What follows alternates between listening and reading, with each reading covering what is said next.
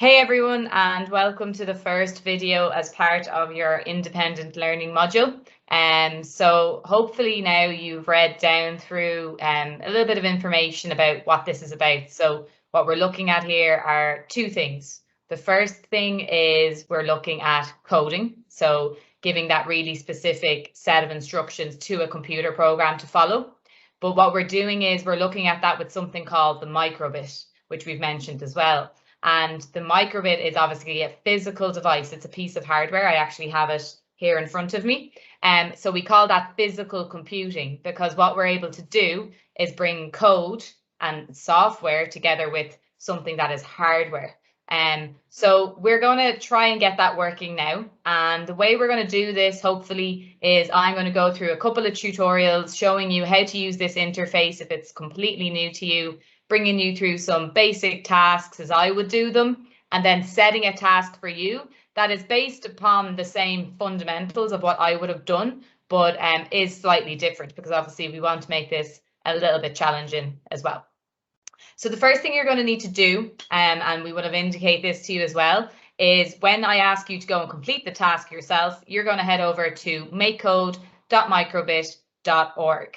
And when you get over to that website, you'll see exactly what I have here in front of me as well on the screen. Okay, so this is the MakeCode website for Microbit now.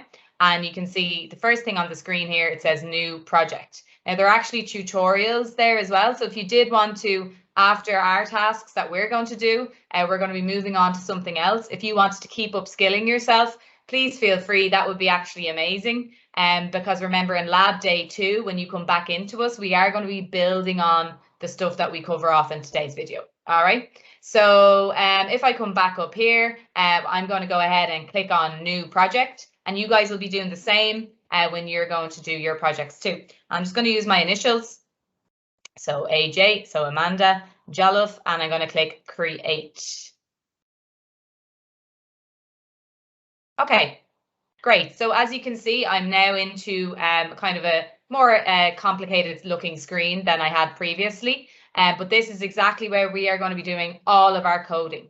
Now, some of you might be watching this video and thinking, I've seen this before, I've done this before. Some of you might be looking at it going, I haven't seen this screen before, but I've definitely seen code with things like these blocks. And some people might be looking at this saying, I've never done any of this. So we're going to cater for all of that. Don't worry at all, no matter what level you've been at. And believe me, by the end of this, you will definitely be hopefully feeling very confident and you will be very competent in what you can do here. Okay. So over on the left-hand side, I have my microbit, which is my simulator. So I don't actually, I know I mentioned that I have the physical microbit here, but I don't actually need that. I can actually see my code on the screen here on the microbit. In the middle area here, I have my categories. So I'm going to be able to take blocks of code from these categories, and I'll be able to then place them in the correct order and kind of get my instructions correct for my computer program over here on the right-hand side. There is options at the top to move from what we call visual programming, which are blocks, into text-based languages like JavaScript and Python. However, we will not be doing that now, but in lab day 2, we might slightly touch on these concepts as well, because you will be well able for them, believe me. Okay, so what I want to do is go through some basics, and then I'm going to ask you guys to pause and go and do the same thing yourselves. So that's the way we're going to do it. So if everyone just stays with the video, tries to just absorb and take in and bear it with me, and then I'll tell you to pause, and then you go ahead, pause the video and try these things out yourself on the website. All right. So the first thing I'm seeing here on the right-hand side are 2 blocks. The first one says on start. The second one says forever. And so these are these 2 blocks are here to help me get going with my computer program. On start is exactly as it sounds. The minute this microbit starts, we can give it a list of instructions to follow and in a really clear order, like we should when we're coding. Or forever is exactly as it sounds too. It means just continually do something over and over again without stopping. So I'm not going to use forever actually for this beginning task. So I'm going to actually grab that and drag it over to the categories where my bin appears, and I can actually delete my block there. Okay. You can also click a block and click delete if you have a keyboard, Or if you're using a touch screen, like a tablet device or a phone, you can just touch and hold it and drag it over to those categories. Same thing. All right. So let's try and just get the microbit to do a couple of things when it starts. So on start, I might just get it to display basic information about me. So it might be my name, it might be where I'm from, it might be my favorite animal, something like that, just really quickly to get an idea of a sequence or an order of instructions. And that's the kind of first word we always drill home when we're looking at coding is sequence or the order. It's very, very important that as humans, we don't assume that the computer program understands something. So if you want something done a certain way, you need to be really clear about it being done in that way, okay? And we would have covered lots about this on lab day 1 as well, but just reinforcing those points now that we're in this coding environment. So I'm going to go into basic and I said my name, I think, to begin with. There's loads of options here. I'm going to go down and grab show string. I'm going to pop that in here, and now it's so the instruction will read on start show string hello, and you can see my simulator is reacting there. Okay, so we know it's kind of working, but I'm going to come in here and I'm going to write my name instead. All right, so now I should see, and I might need to click this little refresh sometimes, by the way, but it's worked anyway, and you can see my name is now scrolling across the screen, so I'm happy out with that. All right. I'm going to hop back into basic, and I'm going to also do maybe, let me see, an icon. I mentioned there about animals. So show icon, and you can see it's a love heart, but in the microbit or the MakeCode apps, there's often arrows, and that's really handy because it means we have options.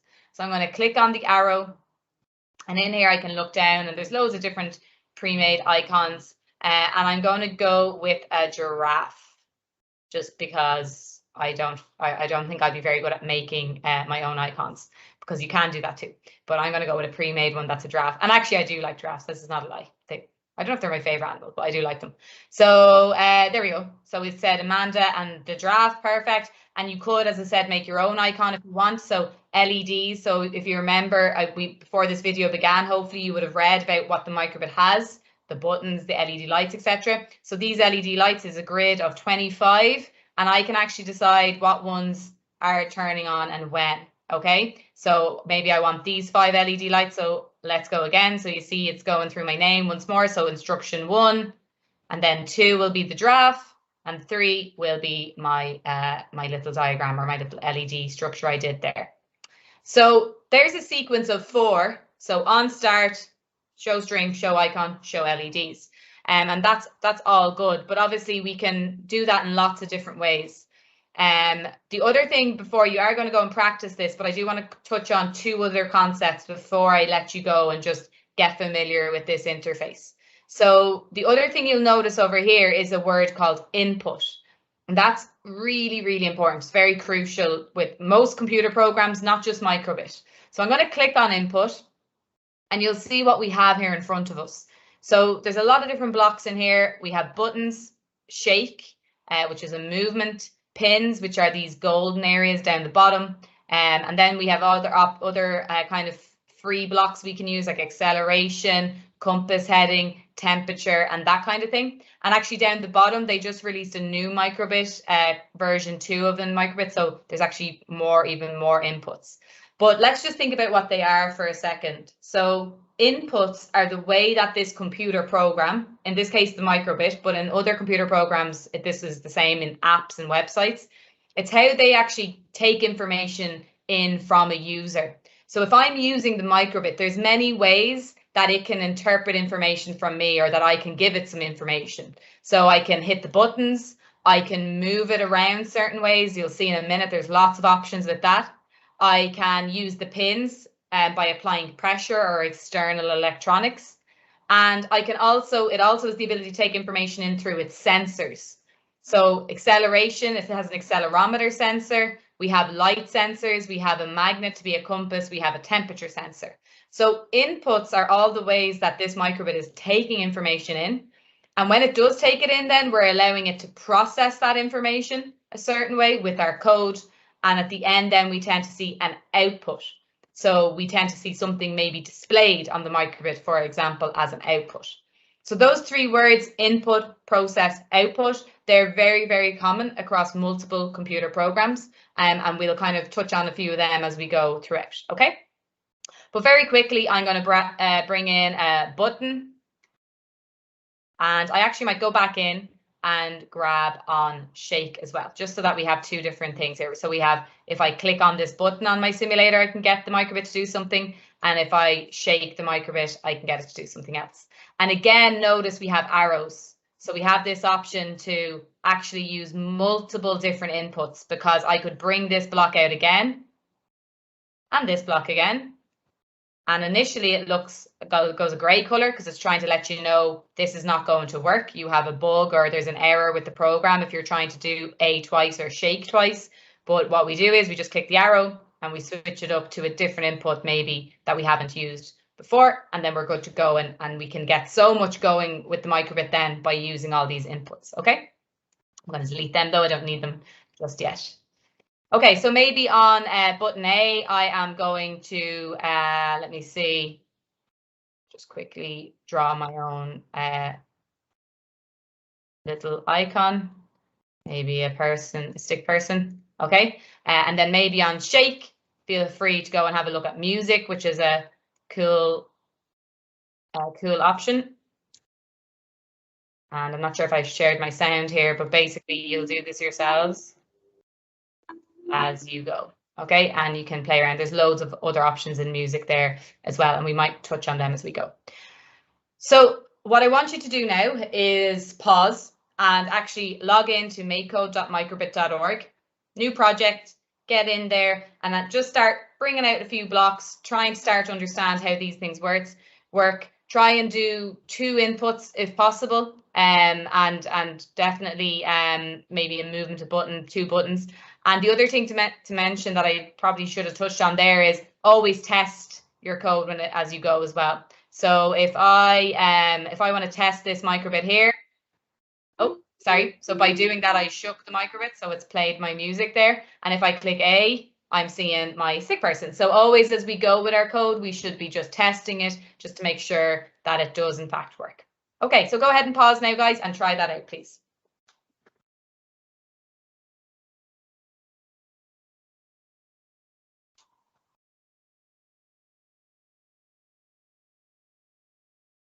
Right, so I'm hoping at this stage you've returned to the video and you've gotten used to the ins and outs and the fundamentals of how this microbit actually works. And you can see I still have lots going on here. Oh, music again. I'm going to delete these blocks because I'm actually going to kind of just touch on one other thing that we haven't mentioned just yet. So again, you might be flying with this because it could be very familiar, but you might not. You might be new to this, so this is all maybe new to you. So that's all fine as well. So one common kind of coding term we often hear of is something also called a loop. And we'll definitely be talking about these a lot more in lab day 2 as well. But loops are just ways for us to get instructions to repeat themselves. So we can give it a number, we can name the number of times we want something to repeat, or we can kind of get it to repeat until say something is, a certain condition is met, or a few other ways around it like that. So if I want, for example, on start, say this kind of sequence I had going, I'm going to, just for speed, I'm going to change that to AJ so it doesn't take forever to go. So what I can do there is, if I wanted to do AJ, giraffe, and this LED, if I wanted that to occur 5 times in a row, instead of me actually writing or dragging out those blocks 5 more times, so that would be 15 blocks, because it would be these 3 blocks 5 more times, I can simply just use 1 more block instead in the loops category that tells this sequence to repeat itself. So this might come in useful when I give you the different challenges. You might think of ways to use loops. I'm not going to necessarily tell you, oh, use a loop here and use a loop there, because the beauty of code is that you can put your own spin on things and you can make things work the way you think they should work. So if I want to use a loop here, great. If I don't, that's fine. But I just want you to be aware of them. So I'm going to grab this one that says repeat. I'm going to let that just wrap itself around my sequence of 3 instructions here. And now it says 4. I can change that if we want. Maybe I'll change it to 3. And now let's watch over here and see. So here's the first round of this sequence. the second round, and the third round. And you can see then it completely stops because it's literally executing exactly that set of instructions that we set. Okay, so bit of a random maybe point, but it's just to kind of, again, give you an idea of what's possible here within the microbit app and for when you are doing your tasks. All right, but I want to move on to something a little bit more specific now and maybe give ourselves a challenge to do. And you guys are going to move on to something a little bit more challenging as well once I run through the demo. Okay, so I'm going to actually just get rid of this. And I'm actually going to use my forever block to do this piece of code. And ideally, when you're watching here, don't be, if you can, don't be just kind of sitting staring at the screen thinking, when is this one going to stop talking? Just actually try and think with me. Try and think logically about the stuff that we're doing, because again, this will help you when you're doing your task. All right. So I'm going to go to basic. And that's where forever is. Okay, so we deleted it earlier, but it was a blue block. And again, we have our colors here to help us if needs be. So I'm going to go grab my forever block and I'm going to drop that in there. All right. So what I want us to do is actually get this microbit to utilize one of its sensors to help us. So one of the sensors in the input category was temperature. So there is actually a thermometer inside the microbit that can pick up the temperature.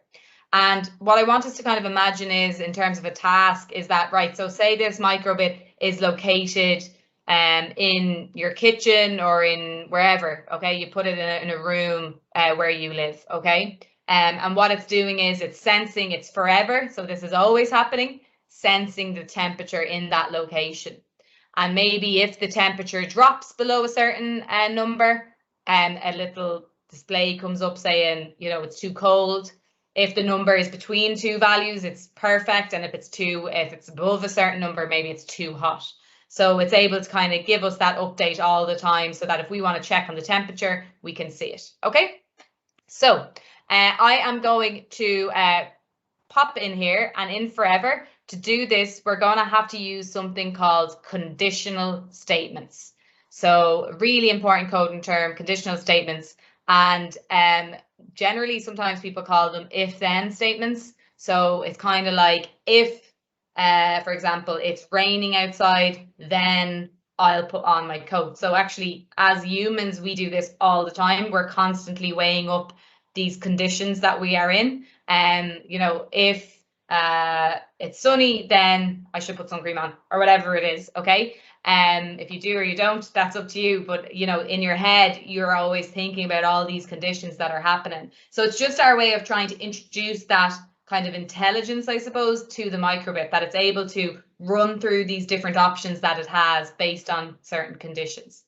Okay. In this case, the condition that we're going to be looking at is temperature. So we'll come back to that in a second. But our conditional statements lie or sit in this logic category that you see over here. All right. So I'm going to click in here. And again, if you want to just watch me, because I am going to give you time to pause and do this yourselves. And I'm going to grab the very first one. You can see it says conditionals here. If true, then I'm going to bring that one out and pop that into forever.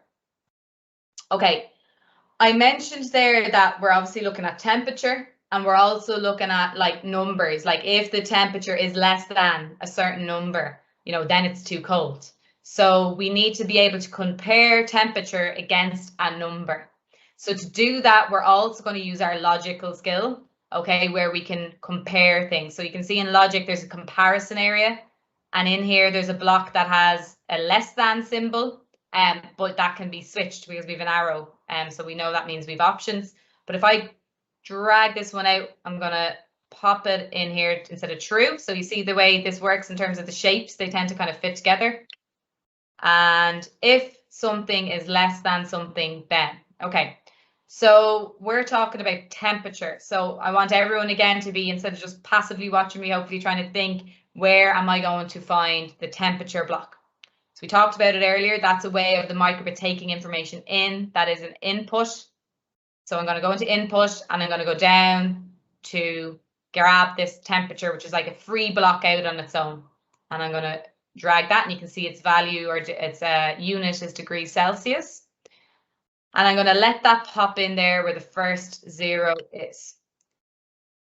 Okay, so just thinking about this now myself, if in this room I'm in now, if the temperature was less than, I don't know, let's say 13, I think it would be kind of a little bit cold, maybe something like that. So that's fine. So that's one condition. But maybe we also want to look at, like, if it's between 13 and 22, I'm happy.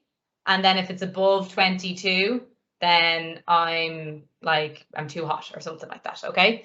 But we're happy with the first one. So if temperature is less than 13, then we decide what happens. So maybe in here, the first thing I actually might do is I might get the microbit to display the temperature. So to actually tell me what is the actual value, because less than 13 could be 2, could be 5, could be 10. So I might actually get the microbit to tell me what is the temperature at that time. So I'm going to use a show number block because temperature is obviously going to be displayed as a number. And in this little 0 again, hopefully the way you're thinking now, hopefully you're getting the hang of how this app works. Show number, I need that to say show the number that's the temperature. So I need to go and grab this block again. Or here's a little tip for you: if you right click or touch and hold, if you're using a touch screen, and you can duplicate it. So it might save you jumping in and out of menus. And I'm going to pop that in there. So the first thing I'm going to see when the temperature is less than 13 is the actual what is the temperature. And then I'm going to see maybe we'll do a sad face that indicates, do you know what, it's a bit too cold in here. Okay. So before we move into our other conditions, I want to test this with you. So I'm going to hop over here. You can see a bar has appeared on my simulator and it says it's 21. So to actually see if this works, I need to do what the condition is, which is bring the temperature lower than or less than 13. So I'm going to just, if you see here, I can grab that bar and bring it down. And there you go. It's saying, well, it said 12 because it was 12. But if we leave it, there we go, 10 and a sad face. Okay. And if I bring it down to 0, we're going to see hopefully the same 0 degrees, sad face. Okay, there we go. Perfect. So I'm happy that that condition is working. All right. The next one we talked about was the in-between one. There's a couple of ways of doing this, but the way I want to think about this is I'm going to have 3 options here. I'm going to have less than 13. I'm going to have greater than 22. And then everything else is what falls between that. So it's either less than 13, it's greater than 22, or it falls in between those 2 numbers. That's kind of what's left behind. So that's the way I'm going to think about this. But there are other ways, and loads of times when we do tasks, everyone, just to point that out, there's loads of ways you could potentially do this. I'm just going to do it that way. Okay. So I'm going to hit the plus to kind of expand my conditions. And I'm going to actually hit it again because, as I said, there's 3 different options here. So if the temperature is less than 13, happy days. I'm going to do the little trick I showed you there. I'm going to click here so that I have that full diamond shape. And I'm going to right click and I'm going to duplicate it. Okay. I'm just going to move myself over here. And I'm going to grab this block and I'm going to pop this in. And I'm just going to make sure now I adjust my numbers accordingly. So if the temperature is less than 13, great. Else if the temperature is greater than 22. Okay. So if it's greater than 22, I'm going to repeat this instruction. I'm going to show the number again. So I'll know exactly what the number is again, because it could be 23 or it could be 50. All right. So like actually show me in the room what it is. And then let me know if I'm going to just do this. I'm going to say too hot. Okay. So we'll use a string this time instead. And by the way, you guys, it's up to you what you want to do here. Say, like, you could put music alerts, you could put, you know, be creative and think about whatever you want to add. Now, I'm left with something that says else. So it went from if then, else if then, to just else. So else is going to be whatever is left behind. And I mentioned there that, look, if it's not less than 13 and it's not greater than 22, then else is everything left in the middle. So that's going to be between 13 and 22 pretty much. Okay, so else, and maybe in here I can do love heart and a string. Again, I'm just doing this real fast. You guys can make this much more creative. And I'm going to just write perfect. Okay, zoom out a little bit so we can see that hopefully nice and clearly. So let's go and test these now. So I need to test, when you're testing your code, always test for every single condition. So until you see everything work, you can't be happy. So you don't just assume because this one works, the rest works. Keep testing it to make sure. Okay, so I'm going to pop over here, and I have if temperature is less than 13. So I'm going to do that again. I know I tested it already, but not when I'd added this other code. So let's go to 4, and let's see. So it's saying 4 and a sad face. So this condition is executing.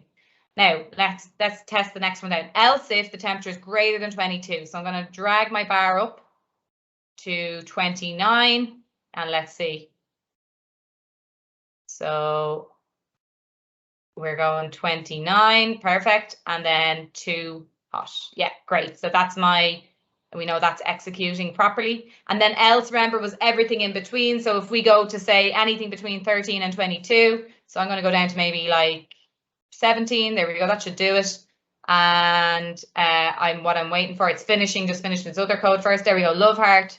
Perfect. Okay, great. So this is working. So now hopefully what you should understand, if I've explained it all right, is that this is how conditional statements work. Okay, we give it a condition and then it executes if that condition is present. All right. So what I want you to do now is pause, and if we go over to one of your first proper tasks, the last one was just a practice one. It was to create a new program that uses conditions to monitor the light level in a given setting. So we did temperature there. I want you to kind of take what we did there, but apply it to light instead. So if I hop back in here, we're going to instead go to input.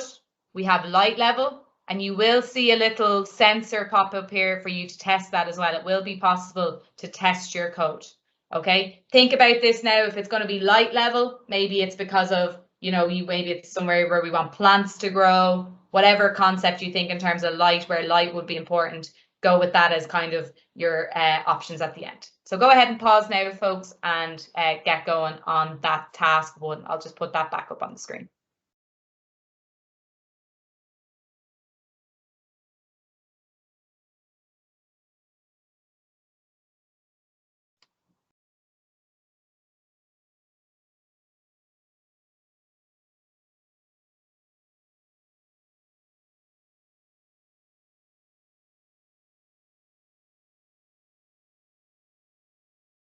Okay, hopefully we're doing good. I know we're a bit of time in now and we've achieved a lot, but as I said, this is really going to stand to you when you come in for lab day 2, and you're going to have this knowledge down. So we're going to be really keen for you to share how you guys got on when you'll see that in your assignment for when you complete this module. And then we'll have an idea of how you feel about all of this. So when you come in lab day 2, we'll pick it up at the level that's suitable for you, but it's definitely going to help. So stick with it. Well done so far. You're doing great stuff. Right, so that was an introduction to conditions. So it's time to introduce another new term, but an equally important term. So with things like conditions, these are really common all the time. Like in any kind of, if you think about any apps, maybe an app that has like a filter over photos and you swipe, the filter comes in. That's a condition. Like if there's a swipe, it's this filter. If there's another swipe, it's this filter. So this stuff is happening all the time in all these apps and things we use. And so I know we're kind of just looking at temperature and stuff here and how that would work in terms of science. But this applies to nearly all technologies that we use all the time. And so does this new term as well, which is something called a variable. So a variable is something that we create in our computer program. And what it does is it stores value, or it stores information for us. But that information can also be updated. So it doesn't, when the program, we can get it to store something, but we can also change what it stores as the program goes on.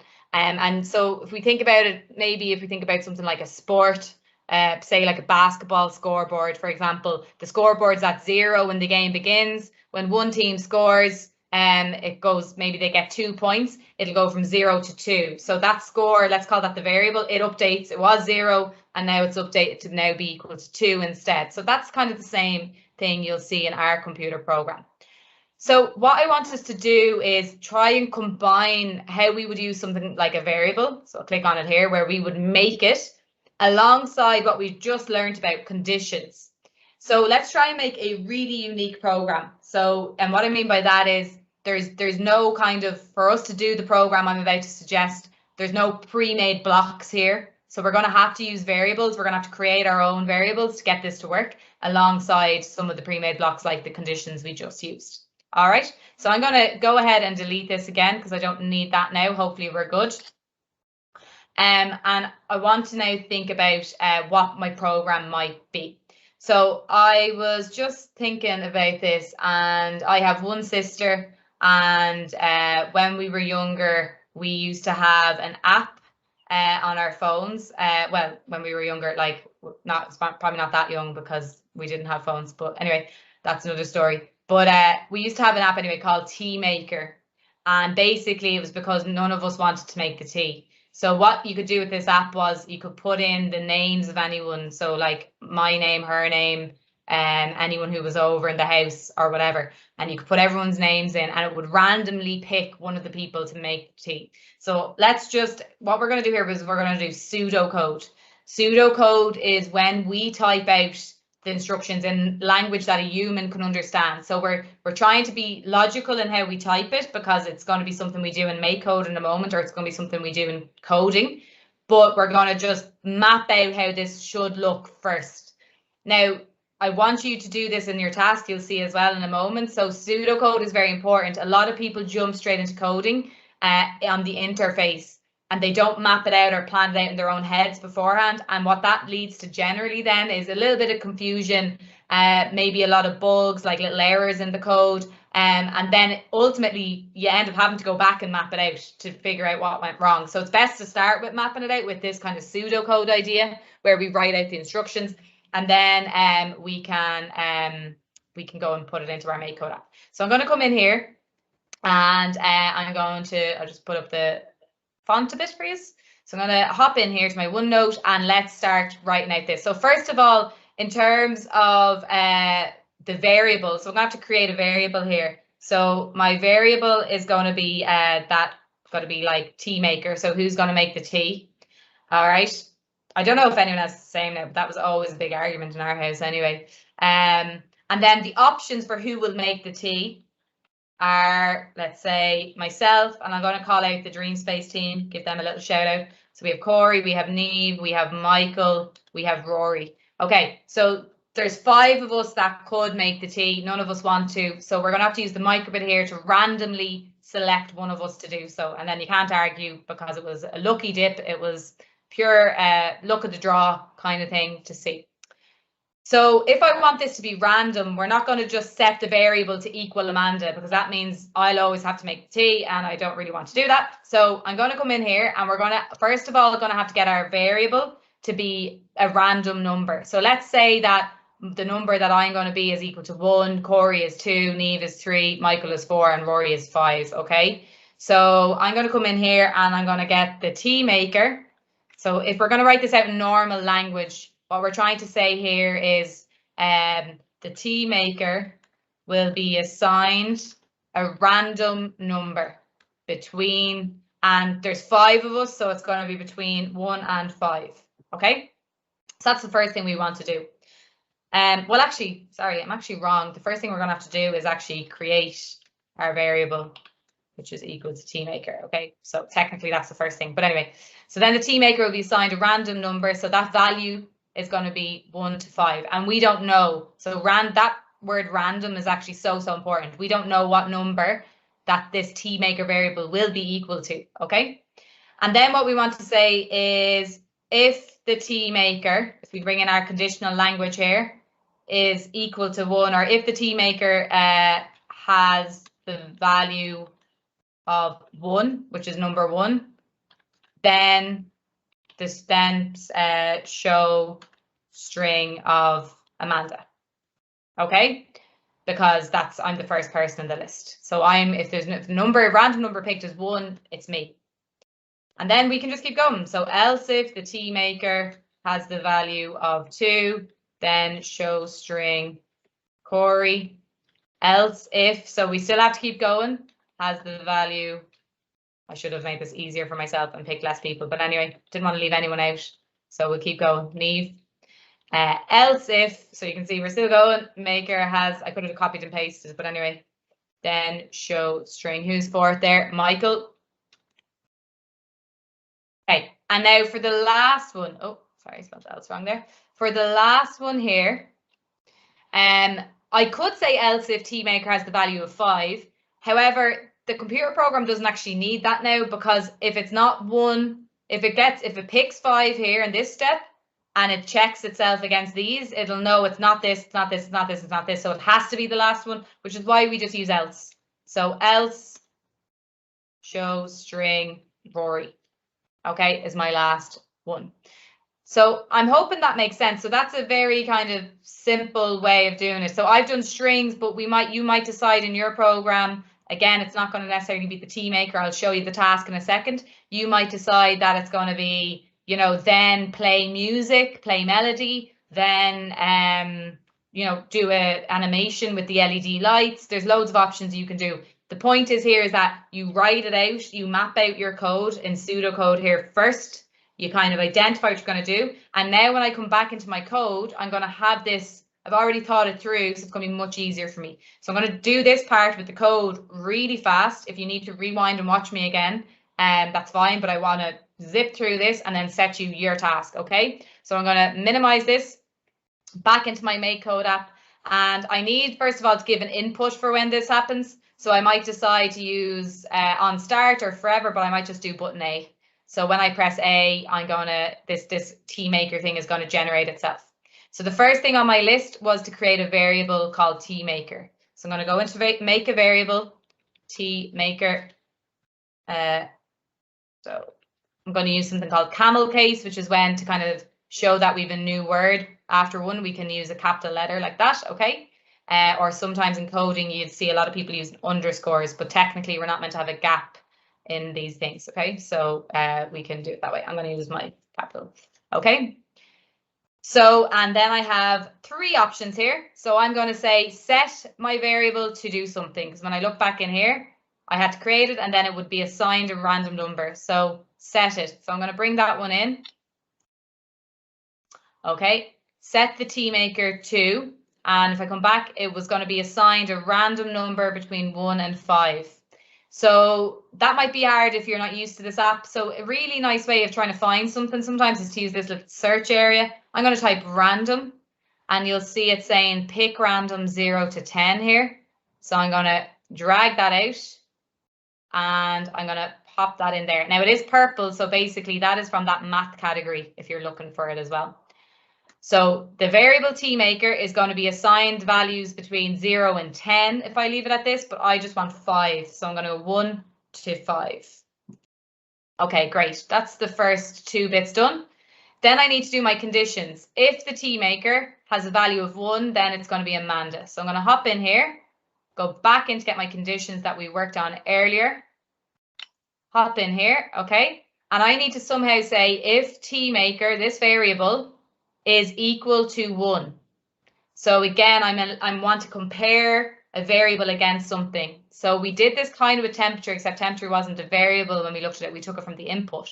But it's the same idea. We go into logic, and in comparison, we have this block that allows us to let 2 things equal each other. So I'm going to bring that one out, pop that one in. And now I need to think about what I need to say. I want to say if the variable tmaker is equal to 1. So I'm going to go back into variables, grab my tmaker, pop it in here, and put in 1. Okay.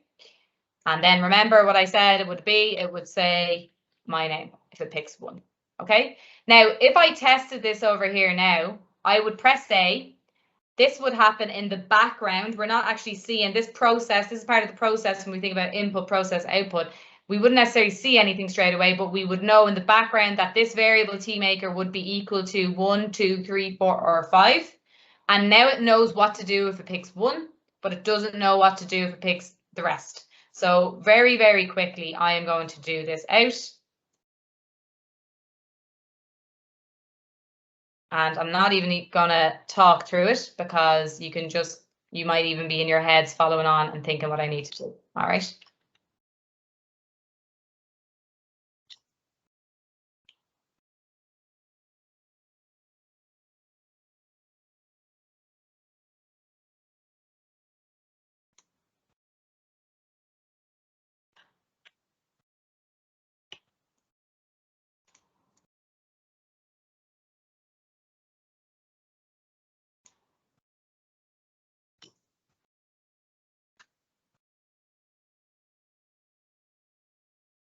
Okay, hopefully that was a nice bit of peace for you, not having to listen to me for a moment.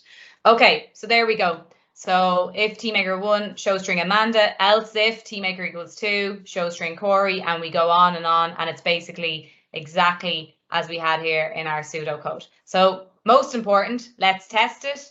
And I want us to test it till we see, remember we said earlier, everything work. So again, we can't assume because one condition worked. So for speed, I'm going to actually just change these after all my effort typing names. I'm going to change these to just the letters so that I don't have to wait for everyone's name to scroll across the screen. Okay, so I'm going to come back over here. I'm going to hit A. Okay, Corey's making the tea first. Happy days. I'll let her know. Then I'm going to hit A again. Rory's then next on the list. Then me. Rory again. Neve again, Neve again. God, Neve's on the team. And Michael. Okay, so I've seen every single output occur there that I needed to see. Happy days. Right, so I know that was a lot. I hope we're okay in that in terms of understanding those things. In terms of your task now, there's 2 tasks that you're going to do with this, and then the video, we're going to actually end this video now after this because this is what I'm leaving you with. But again, as part of your assignment, you will need to show us that you got through this and you got something done. Okay, so task 2. First of all, you're going to create a unique program like I did there. I did a tea maker. An idea would be something like a well-being picker. Maybe when you use a certain input on the microbit, whether it be buttons or movements, maybe it picks randomly between up to 5, say 3 to 5 options for well-being. So maybe the option is take 10 deep breaths, right? Maybe an output, maybe that's one of the conditions. Maybe another output is, I don't know, whatever people think is great for their well-being. I like reading. I also like coloring. I also like listening to music. That's all good stuff for my well-being. Or it could be go for a walk. And it doesn't just need to be strings. Again, you can use, if it's music, it could just play music. If it's going to be exercise, maybe you'd loop a little animation using your LED lights. Loads of different options there. Okay, when you've done it, when you've got it picked, we want you to do what I did here and actually do it out in pseudocode first. So you don't have to use like technology, like I've used OneNote, but you can use pen and paper or whatever you want for that. That's up to you. But we do want you to map it out first of all. Okay, and then finally, when you've mapped it out, do what I did. Go back into your MakeCode app. Use your plan, your pseudocode, to put that into action in MakeCode and then test it out. Right, so I hope that's okay. I'll leave this up on the screen just as a kind of exit point that people can pause on. So pause now if you want to keep this up in front of you as well while you work away and MakeCode yourself. Do put your own spin on it, please. Don't make it the tea maker. So put your own spin on it. If you want to go with the well-being picker that we've suggested, great. Or you might have other ideas of stuff that you know in your house, or like I thought of there. That's how I thought a tea maker that you think would work really, really well. That'd be really cool. We'd love to see like how you get on with that too. Great. So I'm gonna stop the video now. Best of luck with those tasks. Look forward to seeing how you're getting on. And when you've completed this part of the online module, please move on to the next one where we look at data analysis. Thanks, guys.